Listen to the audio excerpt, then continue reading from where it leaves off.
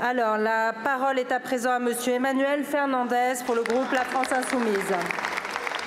Merci. Selon un rapport de l'ONU présenté hier à New York, les méthodes employées par Israël à Gaza correspondent aux caractéristiques d'un génocide. Oui, monsieur le ministre des Affaires étrangères, je sais bien que vous persistez à nier cette atroce réalité, parlant même la semaine dernière de faute morale en réponse à mon collègue David Guiraud, qui utilisait pourtant ce terme à bon escient. Mais puisque vous refusez semaine après semaine de nous entendre, je vais citer mot pour mot le communiqué de l'institution onusienne.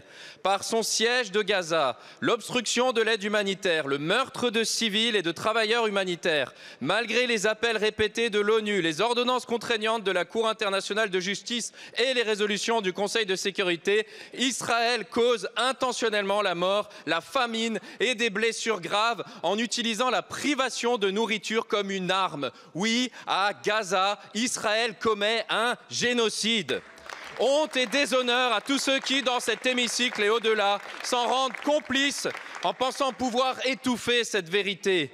Honte et déshonneur à ceux qui laissent le gouvernement israélien piétiner le droit international, les droits humains et les institutions qui les défendent. Heureusement, vous n'êtes plus qu'un petit club étriqué, auto-convaincu de votre propre désinformation. En témoigne la piteuse tribune officielle face à un stade de France presque vide pour le match de la honte jeudi dernier.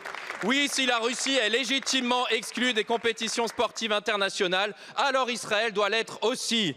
Monsieur le Premier ministre, l'un de vos prédécesseurs, Dominique de Villepin, prononça un jour ces mots au siège de l'ONU lors d'un fameux discours. Dans ce temple des Nations Unies, nous sommes les gardiens d'un idéal, nous sommes les gardiens d'une conscience.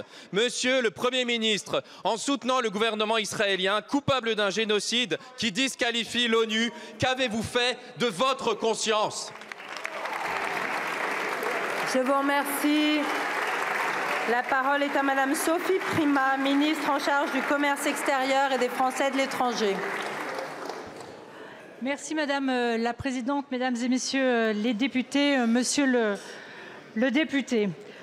Alors vous nous interrogez sur la qualification de génocide.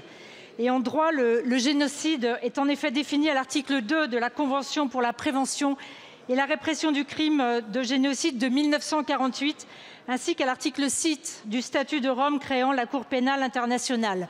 En vertu de ces dispositions, le génocide s'entend comme la commission de certains actes que vous mentionnez dans l'intention de détruire tout ou partie un groupe national, ethnique, racial ou religieux comme tel. La qualification de génocide, sur le fondement de l'une de ces dispositions relève exclusivement de la compétence du juge.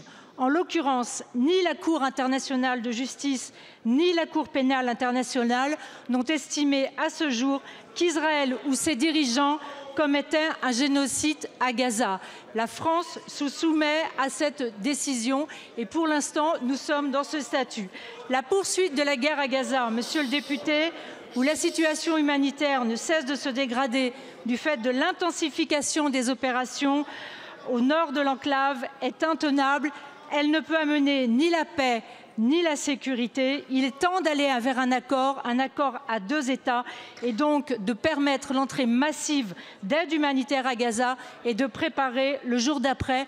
C'est ce que le ministre des Affaires étrangères s'efforce, sous l'autorité du Premier ministre, de faire par ses voyages répétés et ses négociations. Merci beaucoup, Madame la Ministre. La parole est à présent à Madame Nicole